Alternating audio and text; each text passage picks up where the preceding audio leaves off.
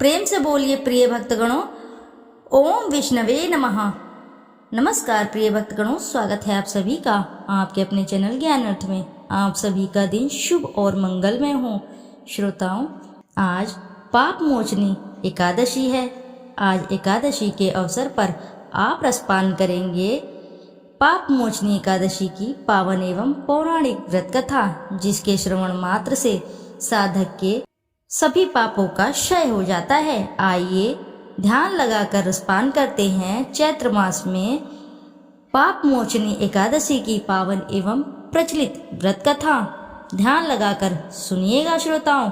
इसी के साथ हम रसपान करेंगे एकादशी की आरती। अर्जुन ने भगवान श्री कृष्ण से कहा, हे मधुसूदन, आपने फाल्गुन मास के शुक्ल पक्षी एकादशी अर्थात आमलकी एकादशी के बारे में विस्तार पूर्वक बतलाया। चैत्र माह के कृष्ण पक्ष में आने वाली एकादशी का क्या नाम है तथा उसकी विधि क्या है? कृपया करके आप मुझे बढ़ती हुई जिज्ञासा को शांत करें। भगवान श्री कृष्ण ने कहा, हे अर्जुन, चैत्र मास के कृष्ण पक्ष की एकादशी को पाप मोचनी एकादशी के नाम से जाना जाता है। एक बार की बात है, पृथ्वीपति राजा मानधाता ने लोमश ऋषि से यही प्रश्न किया था जो तुमने मुझसे किया है। अतः जो कुछ भी ऋषि लोमस ने राजा मानधाता को बतलाया वही मैं तुमसे कह रहा हूँ। राजा मानधाता ने धर्म के गुप्तम रहस्य के ज्ञाता महर्षि लोमस से पूछा, हे ऋषि श्रेष्ठ, मनुष्य के पापों का मोचन किस प्रकार संभव है? कृपा करके कोई ऐसा सरल उपाय बताएं जिससे सभी को सहज ही पापों से छुटकारा मिल जाए। महर्षि लोमस ने कहा, हे निम्रपति, चैत्र मास के कृष्ण पक्ष की एकादशी का नाम पाप मोचनी एकादशी है। उसके व्रत के प्रभाव से मनुष्य के अनेक पाप नष्ट हो जाते हैं। मैं तुम्हें इस व्रत की कथा सुनाता हूँ, ध्यान पूर्वक श्रवण करो। प्राचीन समय में चैत्ररथ नामक एक वन था। उसमें अप्सराएं किन्नरों के साथ विहार किया करती थी। वहाँ सदैव वसंत का मौसम रहता था, अर्थात उस जगह सदैव नाना प्रकार के पुष्प खिले रहते थे। कभी गंधर्व कन्याएं विहार करती थी, कभी देवेंद्र अन्य देवताओं के साथ क्रीड़ा किया करते थे। उसी वन में मेधावी नाम के एक ऋषि भी तपस्या में लीन रहते थे। वे शिव शक्ति थे।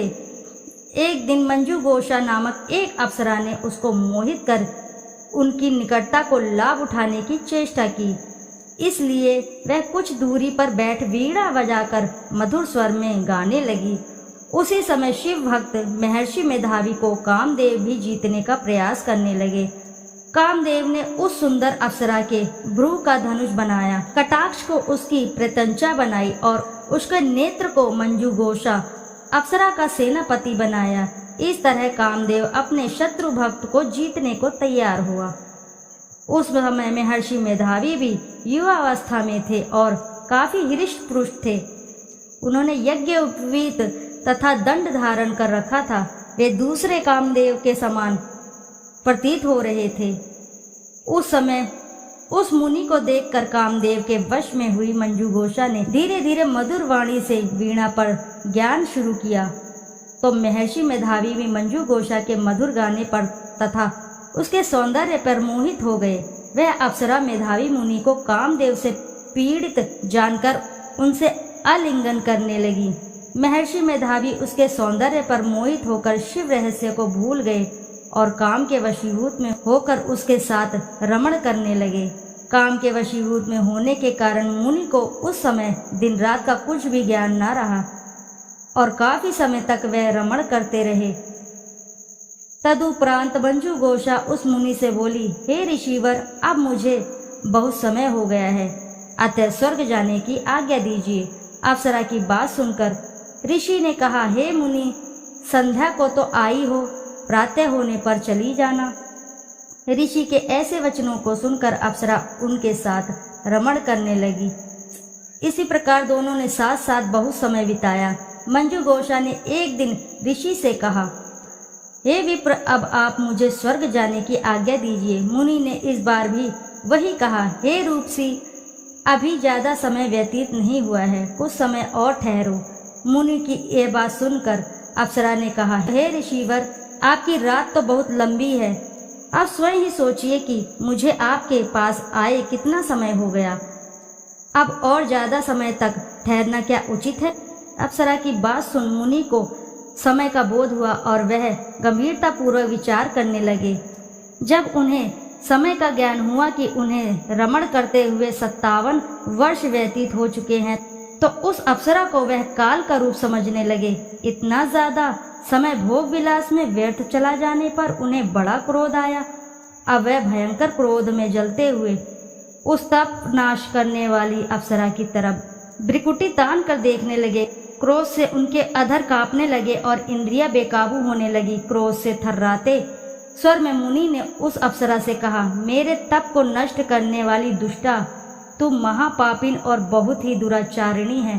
तुझ पर धिक्कार है। अब तू मेरे श्राप से पिशाचिनी बन जा। मुनि के क्रोध युक्त श्राप से वह अप्सरा पिशाचिनी बन गई।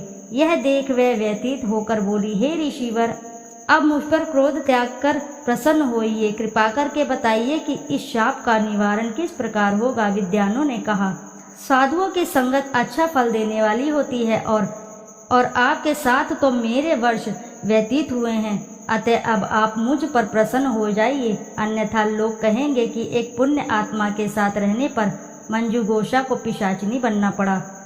मंजुघोषा की बात सुनकर मुनि को अपने क्रोध पर अत्यंत ग्लानि हुई, साथ ही अपनी अपकीर्ति का भय भी हुआ। अतः पिशाचिनी बनी मंजुघोषा से मुनि ने कहा, तूने मेरा बड़ा बुरा किया है, किंतु फिर भी मैं तुझे इस श्राप से मुक्त का उपाय बतलाता हूँ। चैत्र मास के कृष्ण पक्ष की जो एकादशी है उसका नाम पाप मोचनी एकादशी है। उस एकादशी का उपवास करने से तेरी पिशाचिनी की देह से मुक्त हो जाएगी। ऐसा कहकर मुनि ने उस व्रत का सब विधान समझा दिया। फिर अपने पापों को प्रायश्चित करने के लिए वे अपने पिता च्वेन ऋषि के पास गए। च्वेन ऋषि ने अपने पुत्र वेधावी को देखकर कहा, हे पुत्र, ऐसा क्या किया तूने कि तेरे सभी तप नष्ट हो गए, जिससे तुम्हारा समस्त तेज मलिन हो गया। मेधावी मुनि ने लज्जा से अपना सिर झुकाकर कहा, पिताश्री, मैंने एक अप्सरा से रमण करके बहुत बड़ा पाप किया है। इसी पाप के कारण संभवतः मेरे सारा तेज और मेरे तप नष्ट हो गए। कृपा करके आप इस पाप से छूटने का उपाय बतलाइए। ऋषि ने कहा, हे पुत्र, तुम चैत्र माह के कृष्ण पक्ष की पाप मोचनी एकादशी का विधि तथा भक्ति पूर्वक उपवास करो, इससे तुम्हारे सभी पाप नष्ट हो जाएंगे। अपने पिता च्वेन ऋषि के वचनों को सुनकर मेधावी मुनि ने पाप मोचनी एकादशी का विधि पूर्वक व्रत किया। उसके प्रभाव से उसके सभी पाप नष्ट हो गए। मंजुघोषा अप्सरा भी पाप मोचनी एकादशी का उपवास करने से पिशाचिनी की देह से छूट गई और पुनः अपना सुंदर रूप धारण कर स्वर्गलोक को चली गई।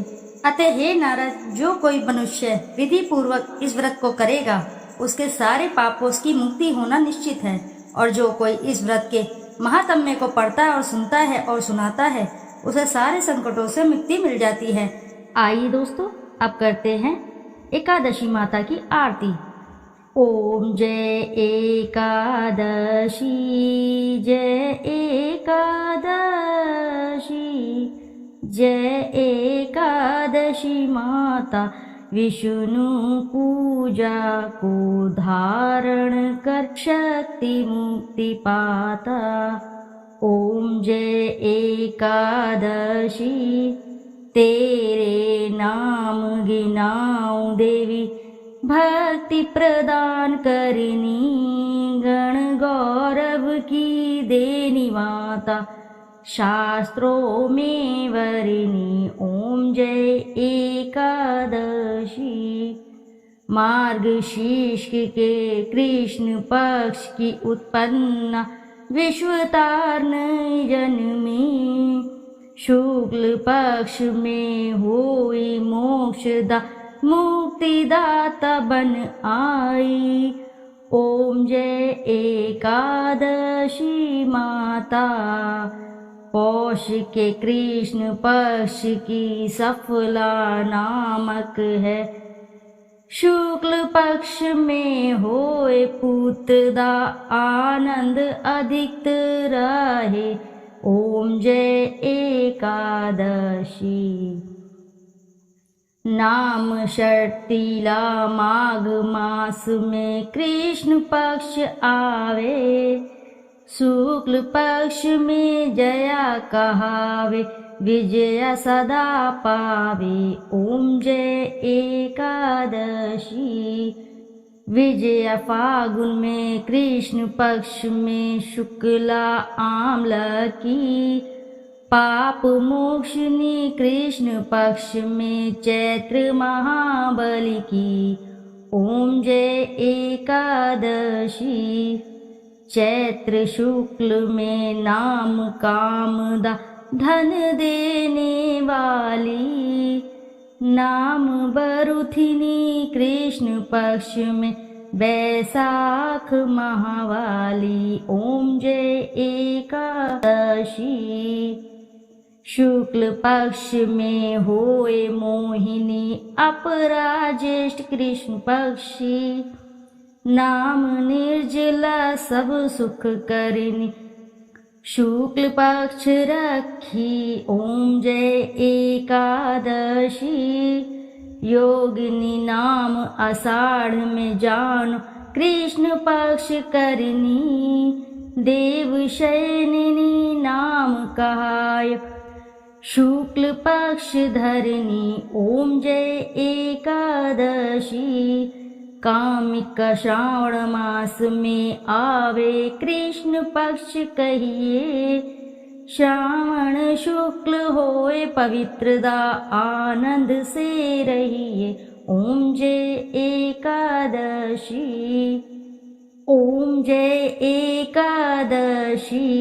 अजह भाद्रपद कृष्ण पक्ष की परवर्तिनी शुक्ला, इंद्र आश्विनी कृष्ण पक्ष में व्रत से भव सागर निकला।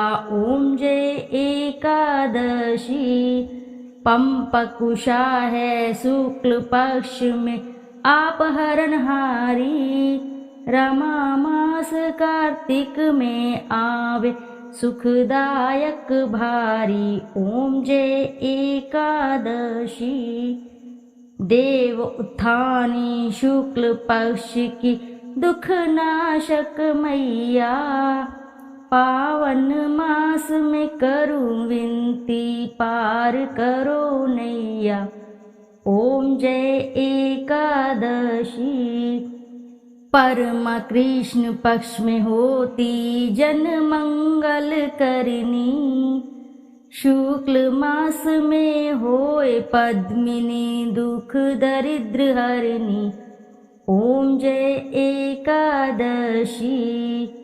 जो कोई आरती एकादशी की भक्ति सहित गावे, जन गुर्दिता स्वर्ग का वासा, निश्चय वह पावे।